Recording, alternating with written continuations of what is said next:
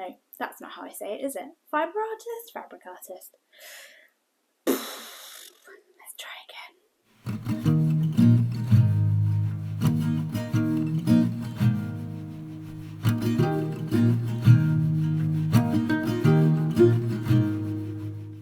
Hi, welcome to episode 7 of Merry Little Makes. If you're new, welcome, and if you are returning, thank you so much for joining me again. I'm Mary, and I'm a fibre artist and aspiring knitwear designer coming to you from Bristol in the UK. It is Easter Monday, so it's a bank holiday or public holiday here in the UK, which is lovely. We've had a 4-day weekend, and I've actually taken a proper 4-day weekend and not done any work, which has been really, really nice. I had a really great weekend. The weather has been awesome for us as well this weekend, so we've been very lucky. I hope you have some crafting, some making, some relaxing, or a little bit of whatever you feel like doing right now as you're joining me. We've got some stuff to talk about because it's been a few weeks since I wrote, not ages, but it's been a few weeks, and we've got some things to talk about. Lots of test knitting, which is really exciting. Me test knitting for other people, which is lovely, and some updates on my latest pattern, and I'm going to give you a sneak peek of my newest pattern that I'm working on, which is, shock horror, not a pair of socks, I know.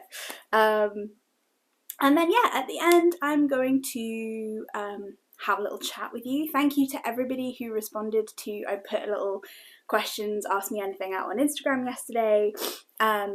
I'm always really surprised by those and how much response I got, so thank you so much to everyone who responded. There are over 400 of you on Instagram now and also here on YouTube, and it feels so weird to know that there are that many people who think that this little corner of the internet is worth spending time in. So thank you so much for being here, because it actually means a lot, and I don't take it for granted at all. So yeah, I'm going to stop rambling. Let's talk about some knitting, shall we?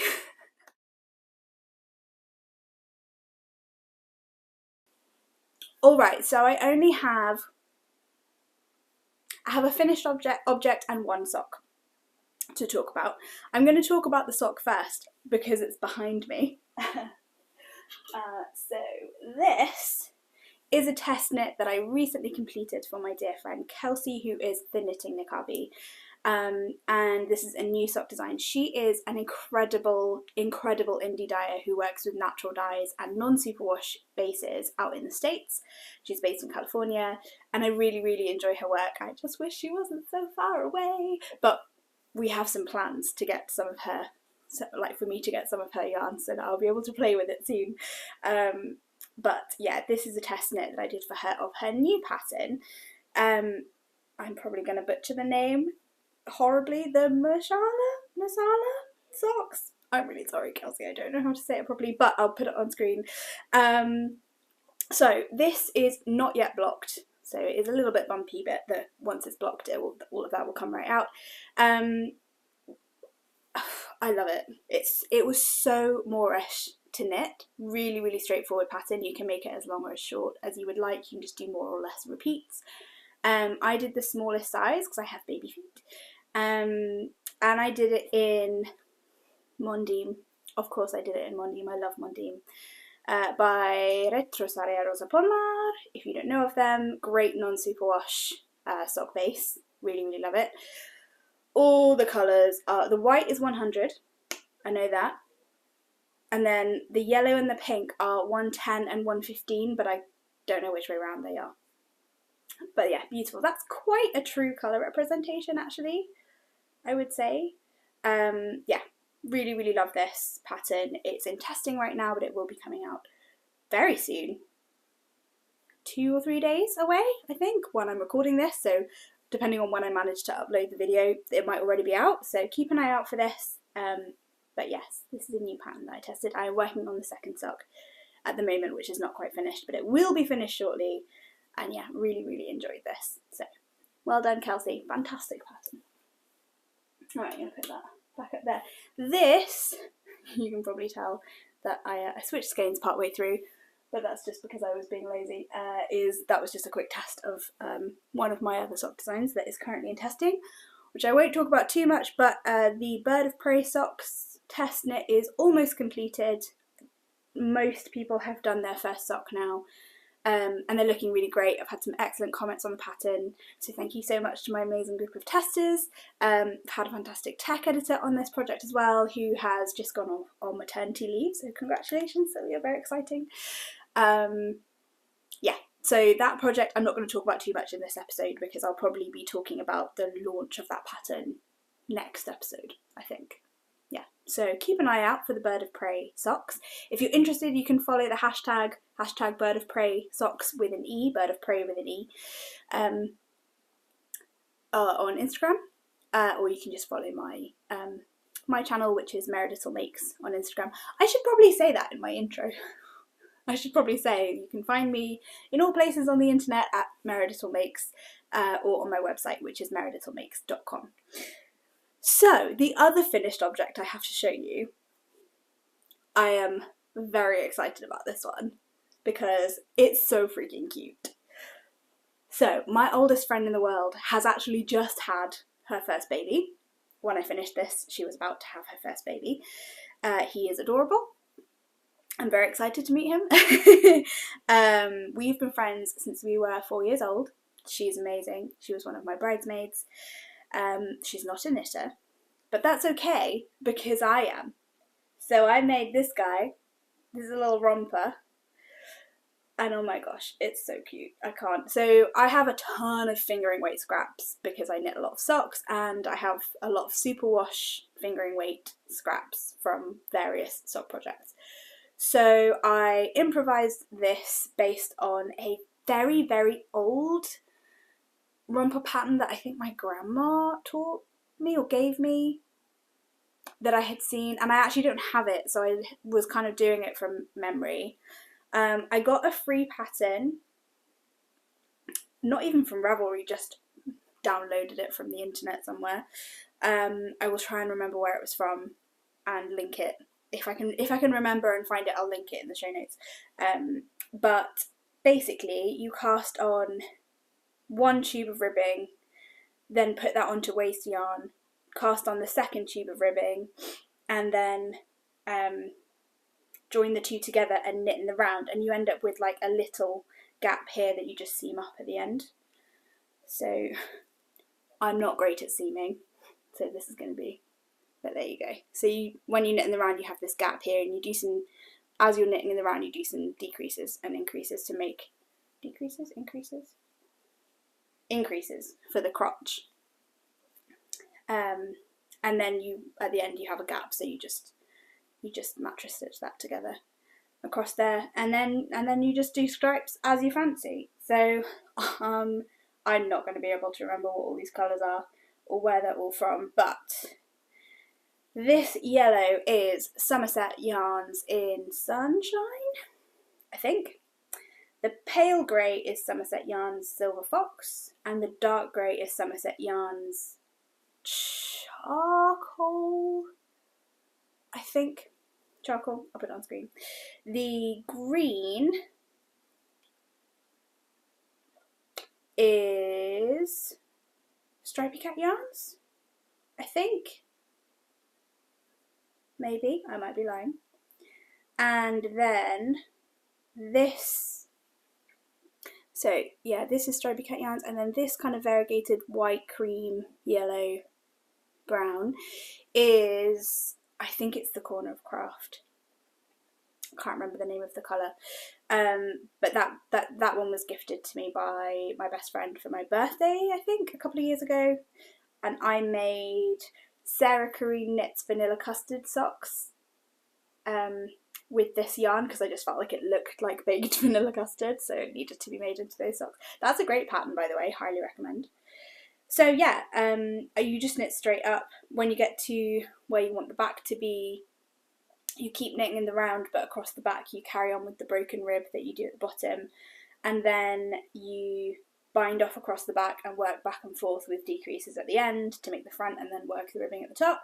And then I just attached I-cord a 3-stitch I-cord to the front and a 3-stitch I-cord to the back, knitted it for as long as I wanted, and then when I blocked it I just pulled them really, really straight, really tight and straight, so that they can be tied up around the arms to give it a little bit more longevity, so that as he gets bigger, they can make the straps longer or shorter as needed. But how cute. Imagine like a nappy butt, a little diaper butt in there. Oh, it's going to be so cute. So yeah, an adorable little romper for my friend's new little boy, which I'm very excited about. So that was just a little self-drafted pattern, but I'm going to be making many more of those because they're a bit addictive and they use up scraps beautifully. I mean, the stripes were all 5-stitch, 5 rounds, so hardly any yarn, and you could make them as wild as you want. And I might try doing one that is in the style of the Sea Glass sweater, which is, can I remember the name of the designers?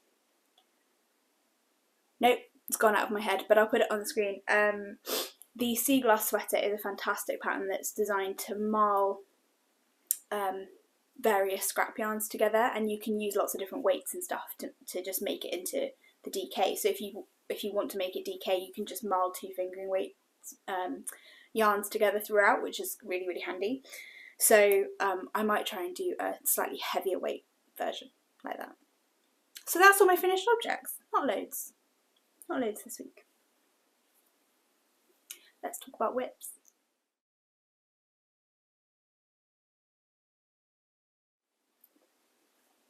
Okay, so whips. Got a few of those. First of all, let's talk about the test knit. So, I'm test knitting a garment, you guys. I know, I'm so excited. So I saw the test knit for this and just immediately went, I need that sweater in my life. So I'll be honest, that was the main reason that I wanted to test it. I just needed it.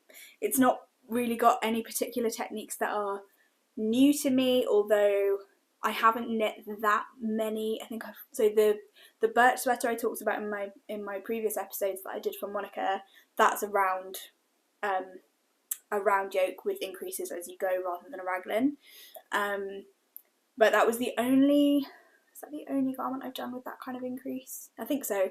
So I'm not that familiar with round yokes, but it's really straightforward. And it's just deceptive. Look at it. Oh, I love this so much. Now, before I get into it, the first sweater by Hive Knits, I still love it, but it's up above me, but I've put it into hibernation for a little bit just because I don't want to wear it over the summer. I want to wear it in the autumn. So I'm going to put it on hold for a little while so I can work on stuff that I want to wear over the summer. And then once I've done all of that, I can come back to it and get it ready for the autumn. So I still love it. It's a great pattern. It's nothing on the pattern. I just don't feel like working on it right now. So I've put it down for a bit so that I can work on it when I'm really enjoying it. So that's what's happening with the first sweater. So in its place, I'm working on this. This is the Sundial sweater by Iris Knit, or Iris Knits. She also has a great podcast, which I recommend you checking out. And as you can see, I have split for the sleeves, so they are on waist yarn, and I'm now working on the body. It's so beautiful. It's like this perfect blend of modern and vintage. It fits really nicely. It's got a bit of short row shaping to just raise the neckline in the back a little bit. It looks massively tight, but it's not. It stretches a ton. And the amazing thing about this pattern is it's also reversible, and look how beautiful. It still looks amazing on that side. So I am absolutely thrilled with this. It's working up beautifully. It's really straightforward. I'm now at a point where I'm just knitting the body for as long as I want it to be, but it's not plain stockinette. It's close, but it's not plain stockinette. So there's just enough interest to keep it super, super fun and engaging. And also this colour, you guys, look at it. Oh, I love this colour so much. So I'm going to try and hold it up without hitting the microphone. Yeah, there you go. So this is 2 yarns held together, and it's just beautiful. The 2 yarns are, I'm going to take them out of my very fancy project bag. I'm a bit rubbish with project bags because I have a million drawstring bags, so I just don't really bother buying project bags. If you come here for project bag content, you're not going to get that from me. Sols. Okay, so colour number 1 is this. Let me see if I can. Will it focus? Come on. There you go. So this is Holst Super Soft in the colour Larch, and it's possibly the most multi-dimensional green I've ever worked with, and it's fingering weight, so it's very, very thin. I would even say it's light fingering pre-blocking and then fingering post-blocking. It blooms a lot when you swatch it. If you're going to work with Holst Super Soft and you've not worked with it before, wash your swatch. Wash and block your swatch as you will. Like, it's a yarn that changes an awful lot after it's washed and blocked. So if you're going to work with it, I recommend it. I love it. But when you first work with it, it's not as soft as it will get, and it blooms an awful lot. So this looks not open, but like it looks kind of slightly uneven. But once it's washed and blocked, I have my swatches up here. It changes. Let me see if I can take this one. It changes an awful lot. You won't probably be able to tell on camera. I mean, you can't tell the difference in softness. But this is my washed and blocked swatch. You see how it's kind of fluffy, and it's got, that's partly the mohair, but it is actually also the Super Soft that's like fluffed up, and it just looks a lot more even, and it's a lot softer. So Holst Super Soft in Larch and Knitting for Olive mohair in olive? No. Yeah, it might be olive green. Again, I'll put it on screen. Great combo, lovely combo. I've not used Knitting for Olive before. I think I've talked about this before. I hadn't used them before. I've been looking at their yarn for a long time, but A, I hadn't found a project that I really wanted to use their yarn in, and B, yeah, so I just never had a reason to buy a sweater's quantity of mohair. And then I was looking at this pattern, and they did their fundraiser for Ukraine, which I didn't buy anything else from anyone else during that kind of point when everyone was doing fundraisers, and it's mainly because there was nothing else I really wanted to buy, whereas this I'd been looking at for a long time and was like, well, it's on sale now, so, and it's going to a good cause, why not? So yeah, I probably would have bought it anyway, but anyway, just to say. So yeah, the Sundial sweater, big fan, really, really enjoying it. I will obviously keep you updated as to when this gets released, but again, you can follow the hashtag, go and follow Iris. She's a fantastic designer in her own right, and is now doing podcasting as well, and just has a lot of great content. Really, really enjoying her content. So, big recommend. So that is whip. That's my first whip. And my second whip is a long-standing project that I have recently taken back out of hibernation, and that is this, which is the Colour Geldana top by Heather and Hops, or Cat. Now, I started making this last year before maybe, and put it on hold because I knew I wasn't going to have enough yarn to finish it, so I decided to put it on hold. But it's really beautiful, and the shape is lovely, and now that I have finally got my arms finished, this is new from the last time I filmed, I think.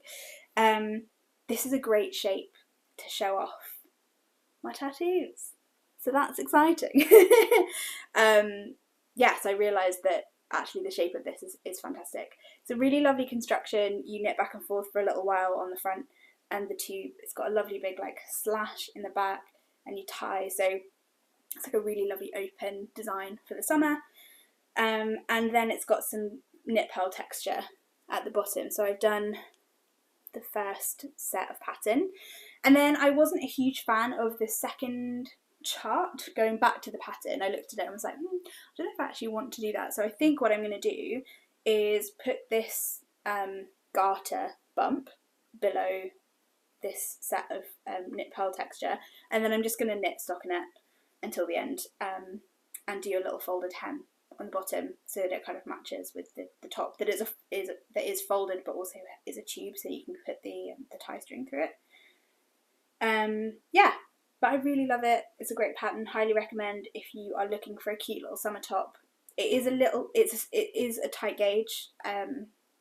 It's 3mm needles and fingering weight yarn, so it's worth keeping that. But again, for summer tops, like, it's really, really nice and thin. This is actually sock yarn.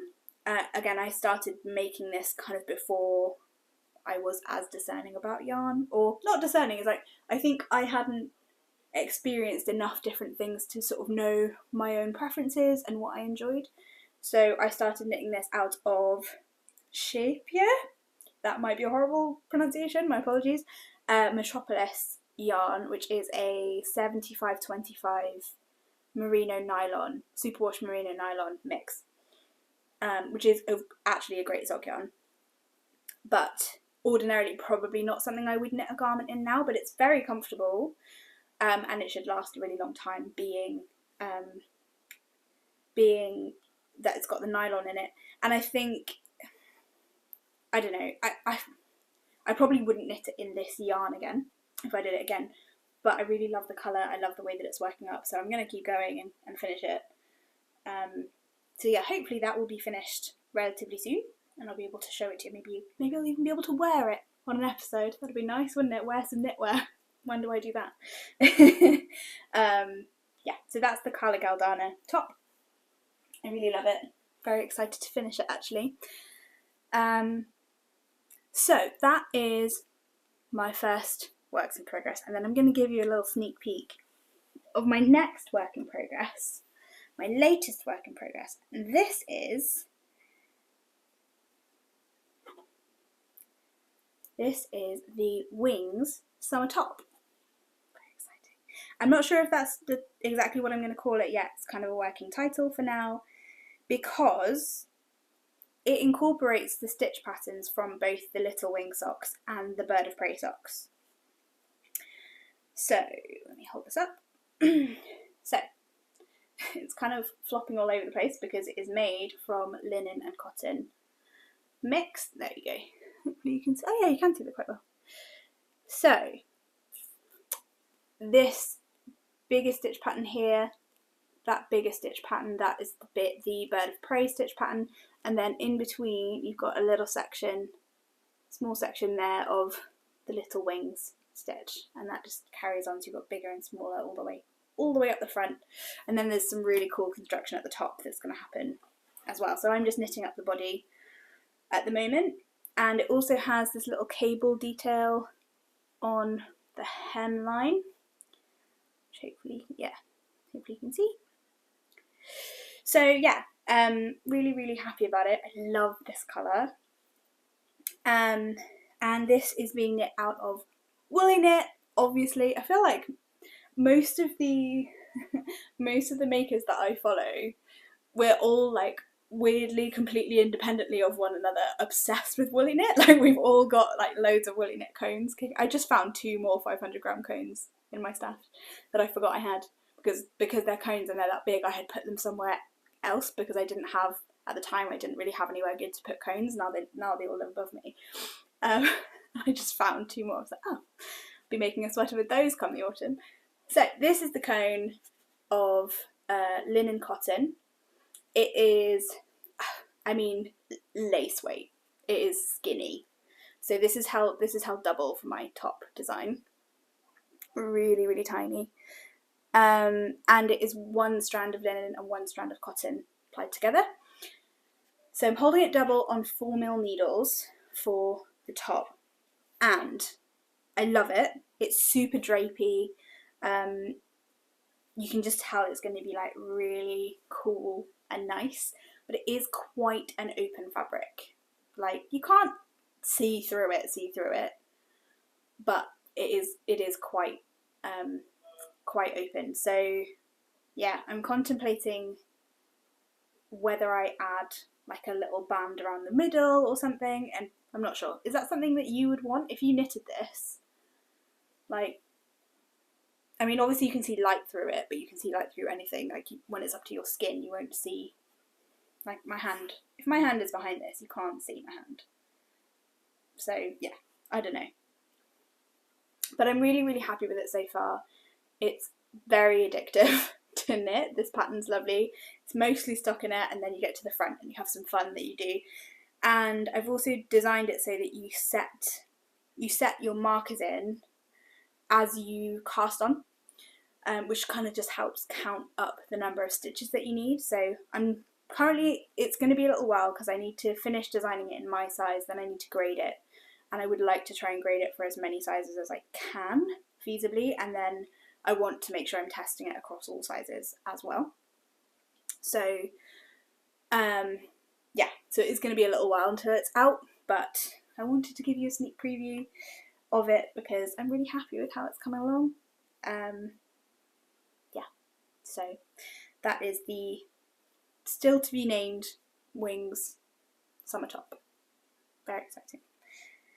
The last little thing I wanted to show you is some spinning content, because I haven't shown spinning content for quite a long time. I know I showed my hat that I had finished, but I'm not going to show you it spun up, but I wanted to show you this little basket of goodness, which has got some fluffy clouds in it. So I bought some braids of Gotland, and they come like this. And this is just undyed, super sheepy, super beautiful Gotland wool. I really, really love it, but it's been sitting in the braids clearly for quite a long time before I even had it, and then I've had it for a fair while as well. So the fibre is like massively compacted, and I attempted to spin straight from this because it's obviously been kind of carded and treated before it was put into the braid, but I just couldn't spin from it like this. It was the fibres are way too scrunched together. So I bought myself 2 little hand carders, which are also exactly the same as dog slicker brushes that you get for pets. So just so you know, they're the same thing. The small mini ones are just the same as dog brushes. The bigger ones you need to buy carders because they're too big for any pet to need. And I started learning how to make rolags. So I've been making these little poops. They're terrible. I know nothing. I'm following YouTube tutorials, but little tiny rolags, and I've been spinning a little bit from them, and they're so much easier to spin from, and it means I'm properly spinning woolen spun yarn for the first time, which is really exciting because I've only been doing worsted spun up until now. And the yarn the plies are still quite thin, but there's so much more air and so much more bouncy inside. It's really, really lovely. So massively enjoying that. And I wanted to show you my little rolags because I think they're really cute. Yeah, so really been enjoying doing a little bit of spinning as well. Alright, we're going to get into the chatter segment now, so if the chatter is not your thing, not a problem. Thank you so much for joining me, and hopefully I'll see you again next time. And if you are joining, grab a drink, settle in with your project, and let's talk about testing. Okay, so when I released the Ask Me Anything yesterday on Instagram, I had a few questions, some of which I'm just not going to answer because they're things I don't particularly want to answer, but a few people were talking about testing, I think because I've been posting quite a lot about the stuff that I'm testing and the fact that I've got a test knit going on currently for my Bird of Prey socks. And there's been a lot of chat at the moment in the knitting community about testing, and I actually had a really great conversation with Sarah from Sarah Queen Knits yesterday about this subject as well, and I'd like to talk about it a little bit because it's been really interesting watching the debates happen and kind of seeing everybody's point of view about it. So there are a few fundamental arguments. And the first one is, do we need testers? So there's kind of a top level argument, which is, if I have a good enough tech editor, I don't need testers. And the other side of it, which is, I think testing is really, really important for the design process. So there are kind of two arguments there. Now, personally, I feel very strongly that testing is required for patterns to be good and to be properly inclusive and to be properly accessible, which for me as a designer is something that's very, very important.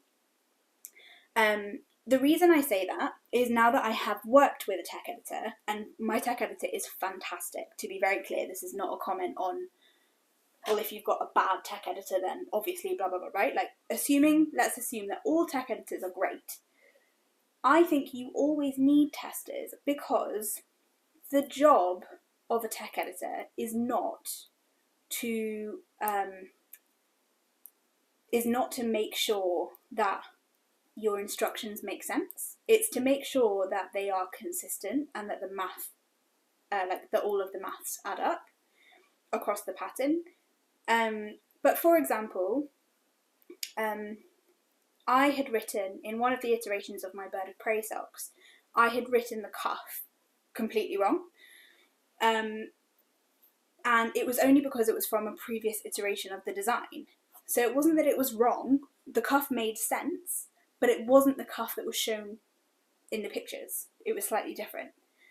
And my tech editor didn't pick up on that, nor should she, because it's not her job to make sure that I've put the right kind of cable or the right kind of colour work or whatever, as is shown in the picture. She's just there to check, well, if I've said that it's a 2/2 cable, then the following instructions are 2/2 and they're all of a stitch count of 4, right? Like, it's not her job to say, should that be a 2/2 or a 1/3 or a 3/3, right? Like, that's not her job.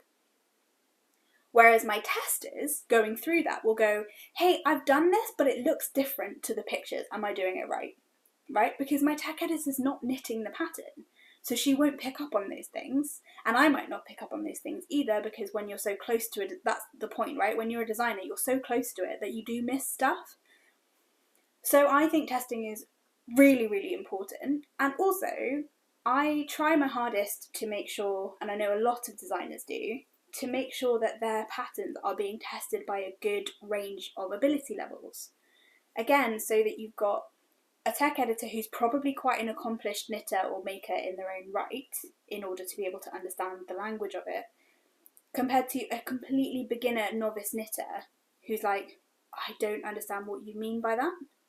Or that, there's a tiny bit of context, 3 or 4 words that are missing that would make it make more sense. So just to start off and be clear, I am firmly on the side of we need testers. I think testing is really important from a design perspective. But then we get into the next part of the argument, which is kind of a level down from that, saying, okay, well, if we need testers, then we should be able to compensate them somehow for their work, right? They shouldn't be doing free labour. And there are a couple of different kind of elements to this. One of them is we expect most designers, and not all, but most designers expect their testers to pay for the yarn and to knit and to take however long they need to take to knit the pattern without being paid for that work. Like 99% of testing happens that way. And I think, personally, that's okay as long as you are very clear about what the expectations are on both sides. So fundamentally it comes down to communication, right? And being honest and clear and upfront about what you expect. I love the idea of paying testers. I would love to be able to do that. But unfortunately, it's just not financially feasible. In the world of knitting design, I think people see rock star designers and rock star podcasters, the Andrea Mauries and the Hoki Locatellis of this world, who are incredible designers and who are really prolific, and that's their whole job, and we think they're making millions of dollars a year off of it. And the reality is, it's just not true. I think there is a really big misconception about how much money designing makes you. It can make you a full-time living, but it's not something you're ever going to be rich from.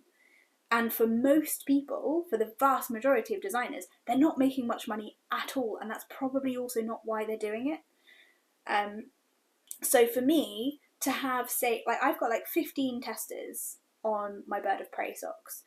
Let's assume that it's going to take all of them somewhere between 10 to 15 hours of sit down time to knit one sock, which is what I'm asking them to do.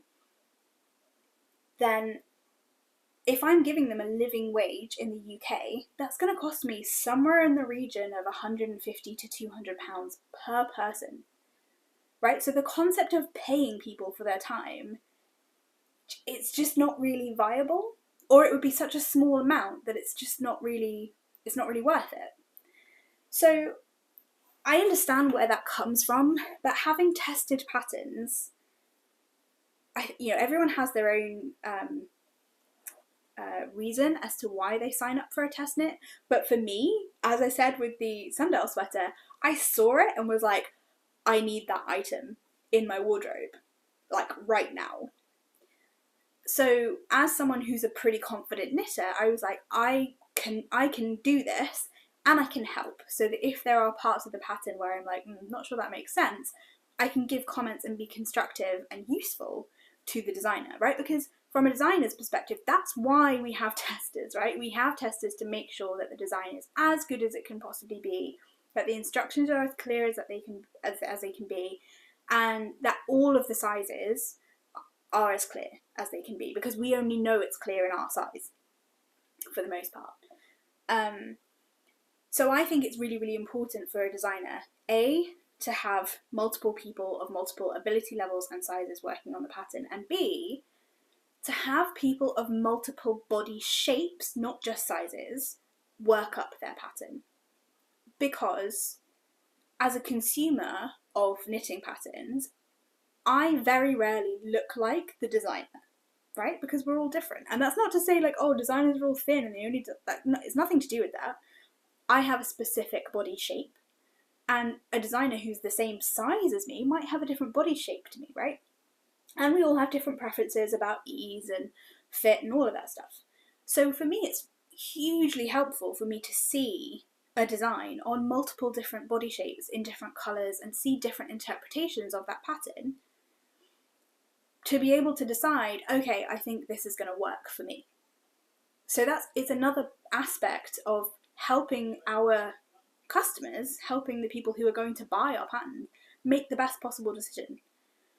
So testing is really important for that reason, and I think that there is a two-way relationship here. When you are a small-time designer, you don't have the finances you might not even have the finances to pay a tech editor, right? I'm only just at the point where I was like, you know what, I'm going to pay a tech editor, even though it's going to wipe out my entire profit margin. I would rather do that because I'm not doing this to make money, and I'm in a very privileged position where I'm not making knitwear designs in order to be like a full-time knitwear designer. So I have the disposable income to pay a tech editor, but some smaller designers don't, and that's okay. And that means they have to work extra hard to try and make the pattern as good as possible before it goes out to testing. But if I'm paying a tech editor, I can't pay testers as well. Like that's just the bottom line of it. It's not possible. And even for bigger designers, it would hugely change their profit margins, and I think we underestimate how much money bigger designers are actually making off their patterns. So that's really important. But there's a two-way thing. If I'm a tester and I've decided to test somebody else's pattern, slightly selfishly, like I want them to tag my version. I want them to showcase the version that I made, right? Because then that helps me to discover other people. It helps other people to discover me. There's some exposure stuff happening there in a nice way. There's community building involved. Like the number of people who have followed me on Instagram or YouTube and sent me a message and said, hey, I found you via so-and-so. And that's lovely. Like that's a really nice thing. So I think for a lot of makers, that's part of the reason that they do testing as well. Not always, but it can be, and it's a good reason. It's a perfectly valid reason. So adds another aspect to it. And I think as a designer, there are a couple of things that I can do to make life as fair and reasonable for my testers as possible. There are a few things that I do and that I think are important. and again, this is not calling anybody else out. I've only had fantastic experiences as a tester, to be totally honest. I've never had a bad experience testing other people's patterns. But there are a couple of things that I do. One is I don't oblige people to post their version of my pattern. So by the nature of the way I do testing calls, if you don't have social media, you probably wouldn't come across the call for testing. And that's not because I think you can't be a tester without social media. It's just that for me, I have to try and keep everything in one place, otherwise I lose track of everything. So I put the call out for testing on my website, and then I also post about it on my Instagram and probably on here if I've got a new call going out. And you apply through the website, and everyone has to apply in the same way. So if you send me a private message, I'll say go and fill out the form on the website. So all of the applications happen in the same way. That's the first thing. The second thing is that I try and get a range of abilities, like I said. So I'll ask people to sort of roughly say where they think, like what their ability level is. I try and give as much information as possible about the sizing, and once I do the tester, the call for this garment, I will be putting a full schematic of it on the tester form, because I think it's important for people to be able to check the measurements and go, okay, yeah, that's going to work for my body, or there is a size that I can work. And I'll probably also put the gauge, because I would love for people to be able to use their own yarn catalogue instead of needing to go out and buy more yarn. I mean, admittedly, the woolly knit is massively reasonable, but it's still money. Like, it's still, people still need to buy the tools and the yarn in order to make these projects, right? So that's the next thing. I give people as much information as I can about the project itself without releasing the pattern to the general public, so they can make an informed decision and decide, yeah, this is something I think I still want to test. Then the next and quite important part of it is I give people enough time. So I don't think it's fair to offer calls for testers. Must stop saying testicles. Calls for testers. I don't think it's fair to ask somebody to knit really anything within 4 weeks. And the reason for that is, like, if like a group of testers, right? Like, there have been a few things recently where someone's gone, hey, does somebody have a bit of time to test this one thing or to check this one thing for me, having made an update or something? That's different. But when you're doing a first round of 10 to 15 or more people testing a pattern, I don't think it's fair to ask them to do it within 4 weeks. And the reason for that is we're all adults and we all have lives, and the vast majority of us have at least, some responsibility outside of being completely in control of our own time 100% of the day. That's not a thing. So life happens. We get sick. COVID is still a thing. Some of us have kids, some of us have pets, some of us have significant others. We all have responsibilities outside of just ourselves, and life happens. And I think you need to give people the time and understand that not everybody knits every day and give them enough time to finish something. So for a sock, I do a tester period of 4 weeks for one sock. If they can finish both in that time, awesome, but I only need one. I need them to have finished one, unless it's a pattern where they're different for each sock. Fair enough, but mine are the same on both.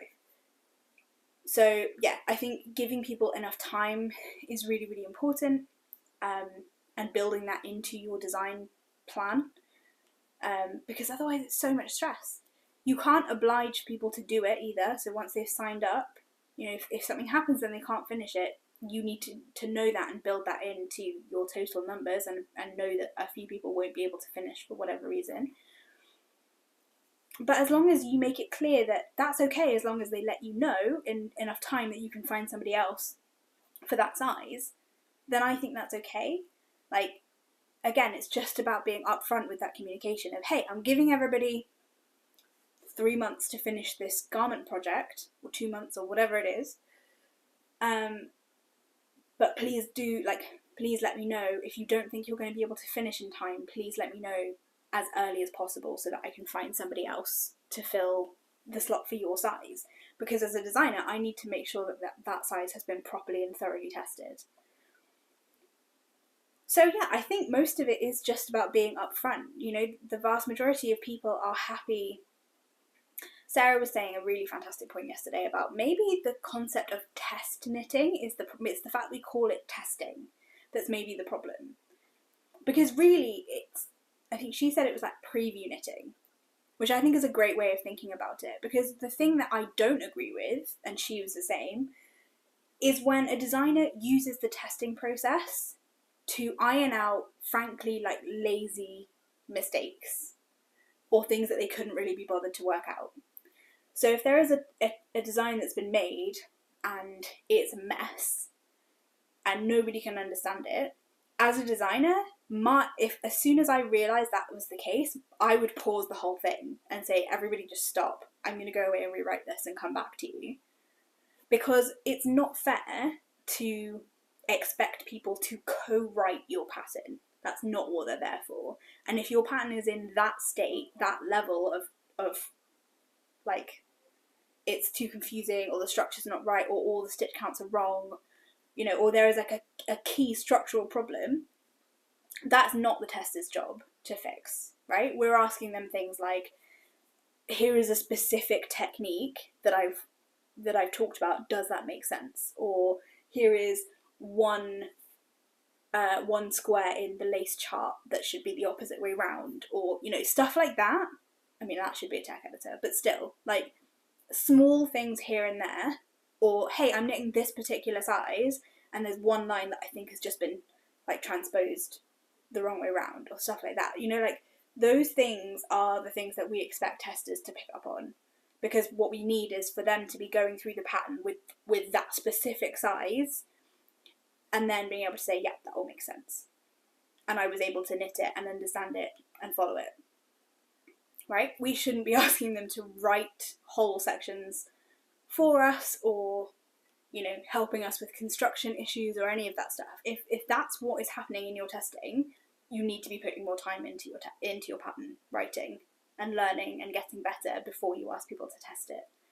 And I know that that's probably quite a like opinionated place to stand, but I don't think it's fair when people are giving up a lot of time and money for free. Like, they're literally paying to do this because they have to buy the materials to do it, right? So you need to know that and think of that as a responsibility as a designer. I take that very seriously. So I think maybe preview knitting, or, you know, effectively they are beta testers. We've done the alpha. They are now doing the beta test. And then it's going out to the public. So inevitably, of course, I took it back to software development. But I feel really strongly that testing is massively important to make sure that things are accessible enough. But it is the designer's responsibility to be upfront about what they expect from their testers, to treat all of their testers like real human beings with real lives who are paying in order to do this work, and to be kind of aware of that and take that on board. And yeah, just to be upfront about what they need and what they expect, so that everyone has all the information going into the testing process, so nobody's wasting their time, nobody feels like they're getting exploited, and if anyone needs to drop out, they can. Because yeah, like, for a lot of us, knitting is an escape, or it's something we do for our own mental health, and sometimes your mental health gets bad enough you can't do it, or life gets in the way, or somebody gets sick, or whatever, and there needs to be a process where it's not so pressured that people feel like they can't say that. So yeah, I know that was kind of a long chat, but it's something that's really important for me, and I think I hope that the conversation around testing keeps happening, because I think it's really important. I think it's really helpful to see all of the different viewpoints. But personally, one of the things I love about the act of knitting and the community of knitting is the fact that we test. Like, how many industries can you say that they have that much user testing with their potential consumers to make sure that their products are as good as they can be? that's an amazing, like, imagine if all industries did that. Like, if all industries had this ability to get proper constructive input on something that was about to be released. Like, how amazing would everything be? Like, bad design just wouldn't exist in the same way. So I think it's a really great part of the knitting community, but there is a responsibility from designers to be aware that, yes, we can't pay our testers, but we do have a responsibility to them to make our pattern as good as it can be before they see it, and to give them enough time and space to complete it in a non-pressured way, and that they are it's not their job to do our marketing. Like, they can help, and it's awesome that they do, but it's not their job to do our marketing for us. Yeah, that's kind of my 2 cents on it. I hope that was interesting. I'm going to leave it there for today. Thank you so much for joining me again for my chat. I'm hoping that next time I will have a finished summer top to show you, which I'm very excited about. And I hope you have a lovely rest of your day, whatever you're doing. And until next time, let's move slow and make things.